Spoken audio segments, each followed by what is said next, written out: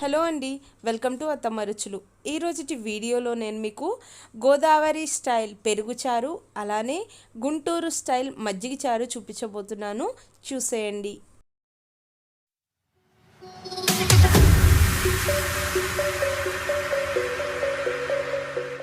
ముందుగా అయితే నేను పెరుగు చారు చూపించబోతున్నానండి.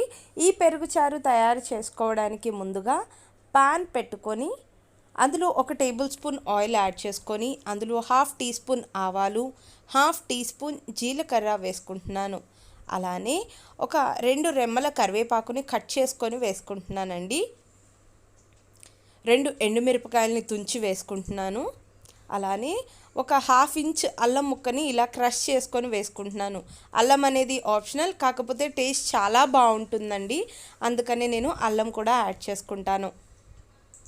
అలానే ఒక 1/2 టీ స్పూన్ ఇంగువ కూడా యాడ్ చేస్తున్నాను. ఇంగువ టోటల్గా ఆప్షనల్ అండి, మీ దగ్గర ఉంటే టేస్ట్కి తగ్గట్టు వేసుకోండి.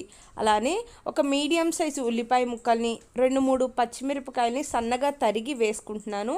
ఈ ఉల్లిపాయ పచ్చిమిరపకాయని బాగా మగ్గనివ్వాలి.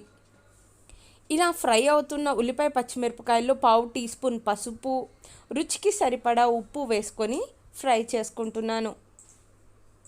అలానే కారం కూడా వేసుకుంటున్నాను. మీ టేస్ట్కి తగ్గట్టు కారం వేసుకోండి. ఇవి రెండు ఇలా ఫ్రై అవ్వగానే 300 ml పెరుగు తీసుకుంటున్నానండి. చిక్కటి పెరుగు తీసుకుంటున్నాను, అంటే ఒక చుక్క కూడా నీళ్లు కలపకోకుండా వాటిని ఇలా చిలుక్కున్నాను. జస్ట్ మజ్జిగ కవ్వంతో ఇలా చక్కగా తొరకలేమీ లేకుండా చక్కగా కవ్వంతో ఇలా చిలికేసుకొని వాటిని వేసుకొని ఇంతే తిప్పేసుకున్నానండి. అంతే అండి, చాలా రుచిగా ఉంటుంది. మీకు ఎలాంటి కర్రీ కూడా అవసరం లేదు. ఇంత రుచిగా ఉండే ఈ పెరుగు చారుని మీరు ట్రై చేయండి. మా గోదావరి స్పెషల్ అండి.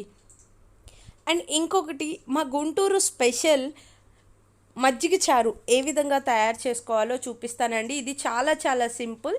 నేను ఒక గిన్నెలోకి పెరుగు తీసుకుంటున్నానండి. అందులో కొద్దిగా వాటర్ పోసుకుంటూ మజ్జిగలాగా, చిక్కటి మజ్జిగలాగా చేసుకోవాలి. మరి నీళ్ళ మజ్జిగలాగా కాదండి, చిక్కటి మజ్జిగగా చేసుకొని చిలుక్కొని పక్కకు పెట్టుకున్నాను. ఇప్పుడు ఇందులో మీడియం సైజ్ ఒక ఉల్లిపాయని కట్ చేసుకొని వేసుకుంటున్నాను. అలానే ఒక పచ్చిమిరపకాయని కూడా కట్ చేసుకొని వేసుకుంటున్నాను. అలానే ఇందులోకి నేను ఈ రెండింటిని బాగా మిక్స్ చేసేసుకుంటున్నానండి, ఉల్లిపాయ పచ్చిమిరపకాయని. ఇప్పుడు 1/2 టీ స్పూన్ పసుపు, రుచికి సరిపడా ఉప్పు, అలానే ఒక 1/2 టీ స్పూన్ కారం పొడి వేసుకుంటున్నాను.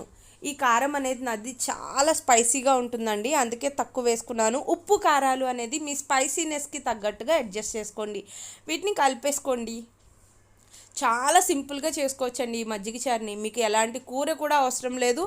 అన్నం మొత్తం ఈ పెరుగు చారు మజ్జిగ చారులతోనే తినేస్తారు. నేను గ్యారంటీ. మీరు ఒకసారి అయితే ట్రై చేయండి, మీకు టేస్ట్ అర్థమవుతుంది. అండ్ ఇప్పుడు నేను ఫైనల్గా వాటిని పక్కకు పెట్టుకొని స్టవ్ ఆన్ చేసుకొని ఒక గిన్నె పెట్టుకొని అందులోకి 1/2 టీ స్పూన్ ఆయిల్ యాడ్ చేస్తున్నాను.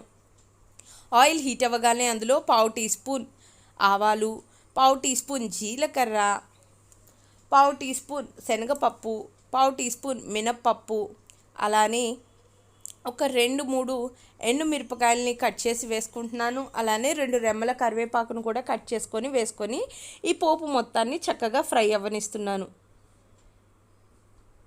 అంతే అండి, పోపు ఫ్రై అయిపోయింది కదా మనకి చక్కగా. ఇప్పుడు నేను స్టవ్ ఆఫ్ చేసుకొని ముందుగా రెడీ చేసి పెట్టుకున్న ఆ మజ్జిగ చారులోకి ఈ తాలింపు వేసేసుకుంటున్నాను. ఇప్పుడు ఈ పోపు మొత్తాన్ని మిక్స్ చేసుకోవాలి. అంతే ఫ్రెండ్స్, ఎంతో సింపుల్గా చిటికిలో మనకి మజ్జిగ చారు కూడా రెడీ అయిపోయింది.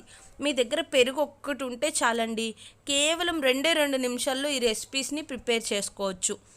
చూసారుగా మా గోదావరి స్టైల్ పెరుగు చారు. మా ఆయనకి ఎంతో ఇష్టమైన పెరుగు చారు, నాకు ఎంతో ఇష్టమైన మజ్జిగ చారు, 2 చేసేసానండి. మీరు ట్రై చేయండి తప్పకుండా. ఈ రెండిట్లో ఏది బాగా నచ్చిందో నాకు కామెంట్ చేయండి. ఈ వీడియో మీకు బాగా నచ్చింది కదా?